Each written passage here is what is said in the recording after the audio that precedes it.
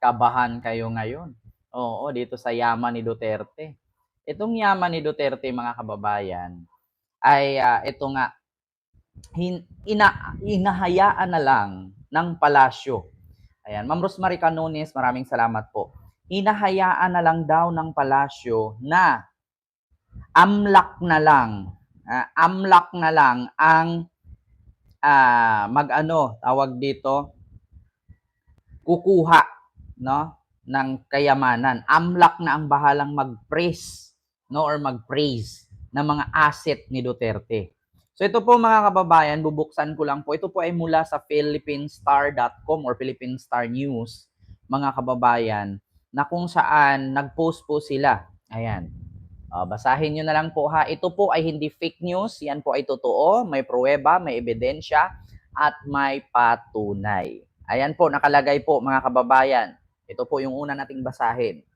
AMLAC ang bahalang mag-freeze sa asset ni Duterte. So bakit nga ba AMLAC ay papasok at i-freeze ang asset ni Duterte? Kasi ganito po, mga kababayan.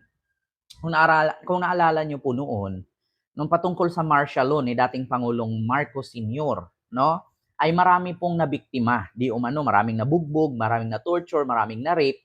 Nagrereklamo po sila. At ito nga po ay isinumite nila sa tawag dito sa husgado, at napanagot nga dito ang mga Marcoses, at yung kanilang mga yaman ay kinuha, di ba? Kinuha ang kanilang mga yaman, at iilan sa kanilang mga yaman ay kinuha din at ibinigay, no, doon sa mga nabiktima sa martial law. Biktima daw yung mga nabugbog, na torture, na rape, ganyan. Kasi maraming nagrereklamo eh.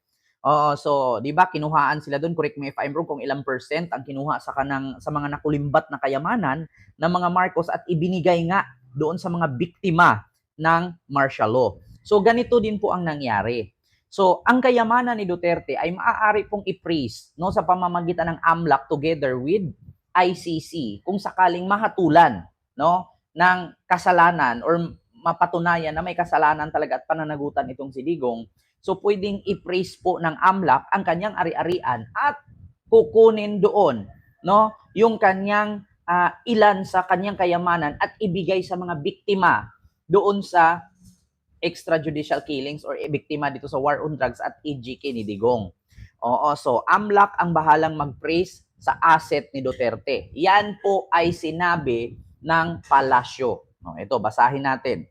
Manila, Philippines. Ayan po, ha, bago ko basahin, ayan, ipakita ko sa inyo para hindi fake news. Pwede nyo i-screenshot at sundan nyo ang aking binabasa.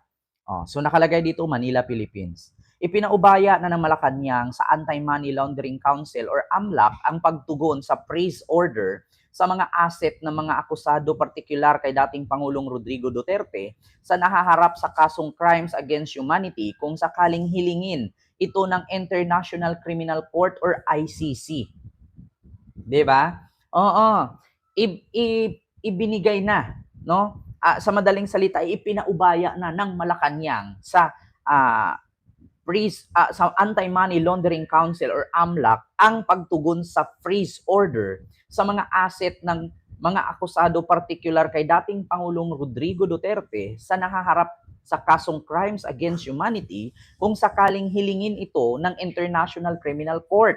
Sinabi na ni Palace Press Officer Yusek Claire Castro na walang sinisino-sino ang AMLAC, kaya sila ang tutugon sakaling may kahilingan. So, ipinaubaya na nga daw po ng palasyo or ni Pangulong Bongbong Marcos sa pamamagitan ni Attorney Claire Castro, ni Yusek Claire Castro, na AMLAC na lang daw po ang bahalang mag-praise ng ari-arian ni Digong. Nako, mga kababayan, kung nakita nyo naman yung mga ari-arian ni Digong, mga kababayan, kagimbal-gimbal, karimarimarim, no? At nakakalulang kayamanan. Diyos mio, marimar. Nako.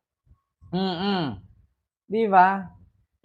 Alam nyo, mga kababayan, kapag ito ay naihiling ng ICC na i-praise ang kayamanan ni Duterte, ubos ang kanilang yaman, ubos ang kanilang pera, wala talagang maitira dyan. kapag na-praise na yan. At syempre, kukuha dyan ng 10%. Correct me if I'm wrong ha, mga kababayan. Kukuha ng halos 10% sa kanyang yaman at ibigay ito sa mga biktima sa war on drugs. Eh kung 30,000 ang biktima, edi 30,000 na maghati-hati sa 10%. Eh kung meron kang 5 billion, edi 10% ng 5 billion. Yun yung paghahatian ng mga biktima sa war on drugs or extrajudicial killings. At ito nga'y ipinaubaya na. Ipinaubaya na ng palasyo or ng Malacanang na ang AMLAC na ang bahala kung sakali man nahihilingin ng ICC na i-praise ang yaman ni Digong.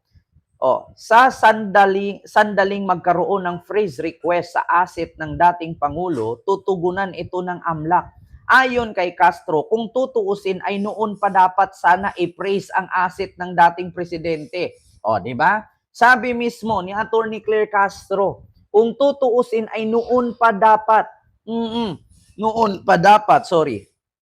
tutuusin ay noon pa dapat sana i-praise ang asset ng dating presidente na may kaugnayan naman sa plunder case na isinampa ni dating Senador Antonio Trillanes. Nako, ano ba ibig sabihin ng plunder case na to na isinampa ni Antonio Trillanes o ni Senador Trillanes o ni Mayor Trillanes ng Caloocan ngayon?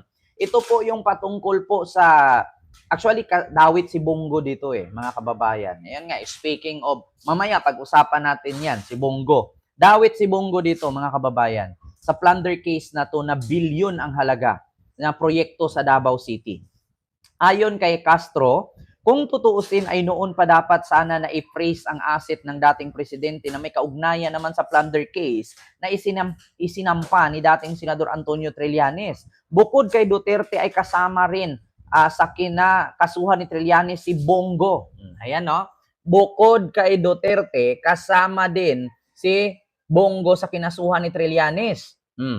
Dagdag ni Castro na kung kinakailangan mabigyan din ng danyos ang mga naging biktima ng extrajudicial killings ay kanilang gagawin bilang bahagi na rin ng pagbibigay ng hustisya.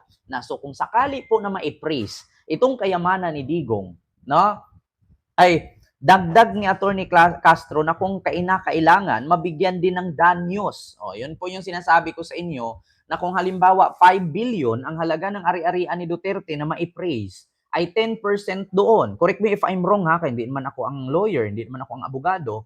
Example lang ito, 10% ng 5 billion ni Digong ay mapunta po ito sa mga biktima ng extrajudicial killings or maitatawag na danyos. Sa mga naging biktima sa kanilang gagawin bilang bahagi na rin ng pagbibigay hustisya. So ito po mga kababayan.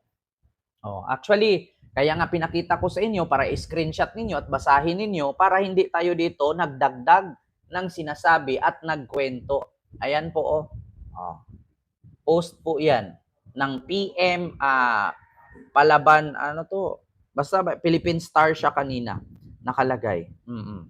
So Philippine Star. Pinost ang pangmasa, palabang maasahan or pangmasa.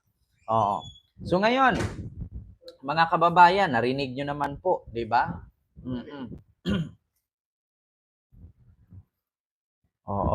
So ngayon, dito naman tayo mga kababayan kay Bongo. Ito, actually mga kababayan, hindi ito imbento, hindi ito kwento. Mga kababayan. Dito tayo kay Bongo. Speak